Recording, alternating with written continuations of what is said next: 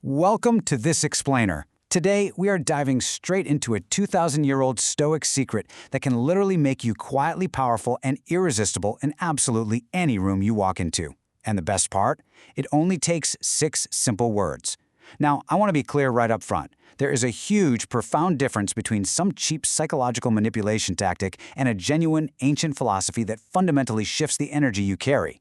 We're going to explore a mindset that completely transforms how the world sees you. It doesn't rely on your looks, your bank account, or your natural charm. It's all about cultivating quiet strength, deep discipline, and unshakable inner peace. All right, here's our quick agenda for today. 1. The 6 magnetic words. 2. Wanting versus needing. 3. The dichotomy of control. 4. Decoding the Stoic secret. 5. Slaves and emperors. And finally, 6. Freedom from false desires. Let's jump right in. Section 1.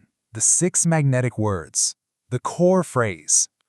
So before I even tell you what this secret phrase is, I want you to take a look at this question and be brutally honest with yourself. Are you a wanter or are you a needer? Really think about your past interactions. Almost everyone who has ever felt unwanted, unseen, or unchosen was in that exact moment actively needing something from someone else. Not just wanting it, but genuinely needing it.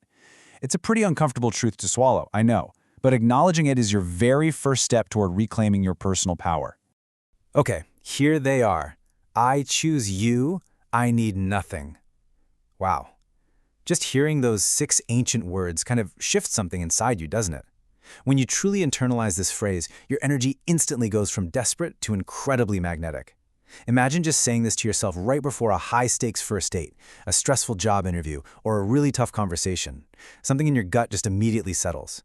We're going to break down exactly why almost everyone you've ever met who felt hard to get or quietly confident was actually living this exact principle, even if they had no idea what it was called. Moving right along to Section 2, wanting versus needing, preference versus dependency. To really get why this works, we have to look at the massive gap between wanting someone and needing them. Wanting is simply a preference.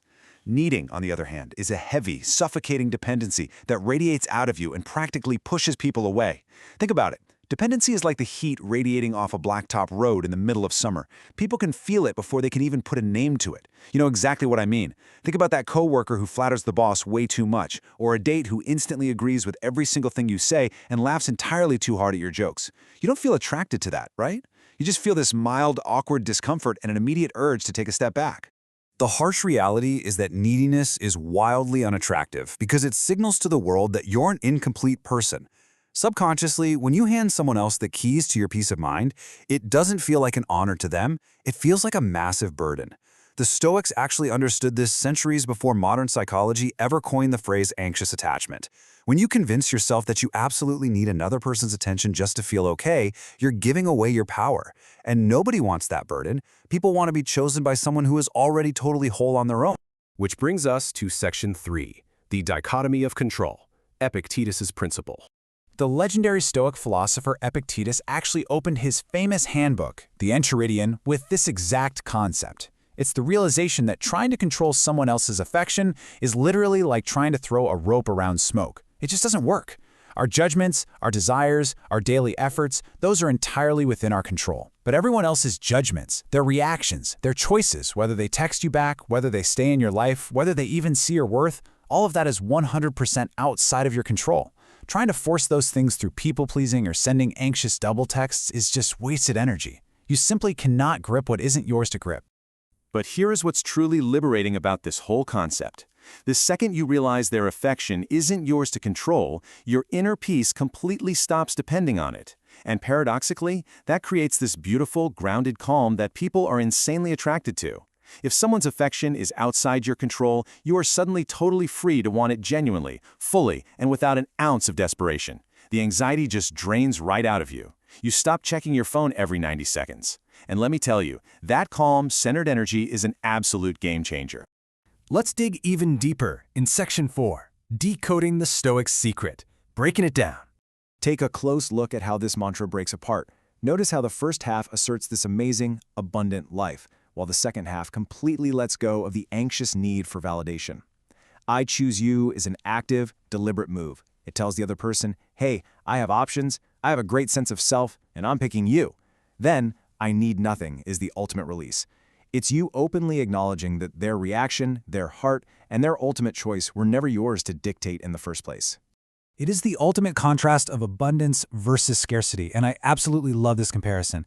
Coming at a connection from a place of abundance draws people in like a magnet, but a bid from scarcity, it suddenly pushes people away, no matter how kind or well-intentioned you're being.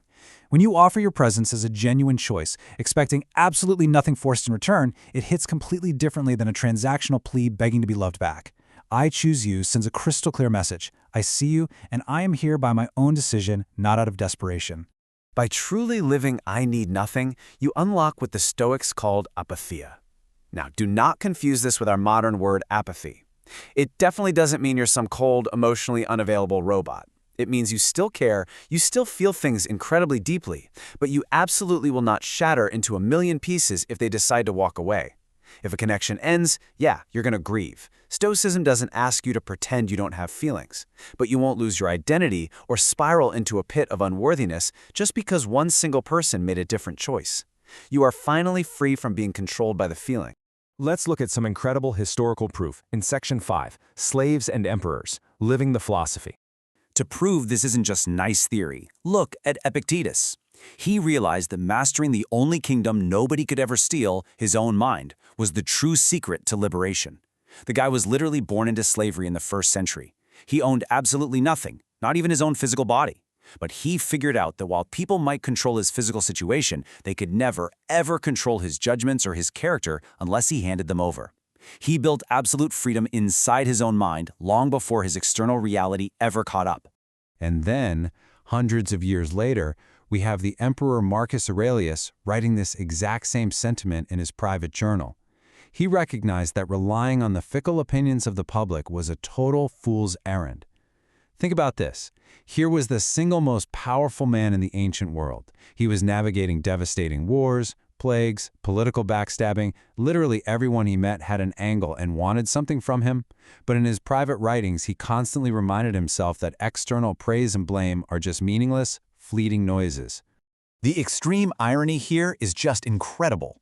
Epictetus, a guy who owned zero worldly possessions, became insanely magnetic to Rome's most elite citizen purely because his self-worth could never be bought. After he finally earned his freedom, massive politicians and military generals would travel just to sit and listen to him speak.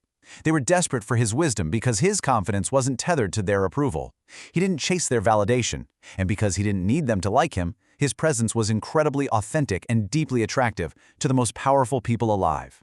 And on the total opposite end of the spectrum, you have Marcus Aurelius, a man with absolute, unchecked power, yet he became beloved for the exact same reason.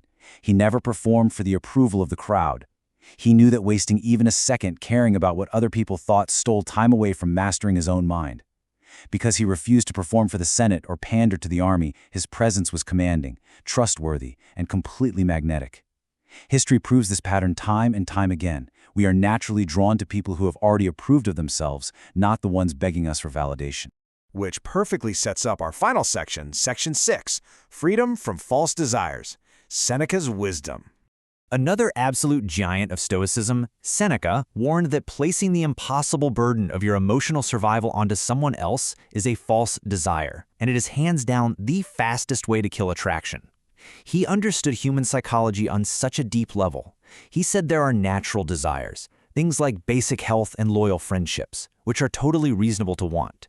But then there are false opinions. These are cravings that our anxious brains just blow entirely out of proportion. The absolute second you treat someone else's attention as if your literal survival depends on it, you are unknowingly crushing them under an impossible burden. People need emotional space to breathe, and constantly seeking their validation completely suffocates that space. So if you take away just one thing from this entire explainer, let it be this. Shift your focus entirely away from chasing other people's approval and pour all that energy into cultivating your own internal value. If someone rejects you, hey, their decision is totally beyond your influence. But your opinion of yourself, that remains yours and yours alone. By pivoting and asking, how do I become someone worthy of respect, you are taking 100% ownership of your character, your discipline, and your daily actions. That right there is the night and day difference between being an anxious chaser and having quiet, grounded confidence. So, I'm going to leave you with this final, provocative thought inspired by these incredible ancient thinkers. Moving forward, which version of yourself are you going to choose to be? Will you be the anxious chaser, forever dependent on the next text back? Or will you be that quietly magnetic presence who truly needs nothing to feel complete? Think back to a time when you desperately wanted something, and your actions just bled anxiety. Now contrast that with a time you simply trusted yourself enough to let your efforts speak for themselves. You have the power to ignite that quiet, unwavering flame inside yourself right now. Make peace with who you are, with or without anyone else's applause, and just watch how the world responds.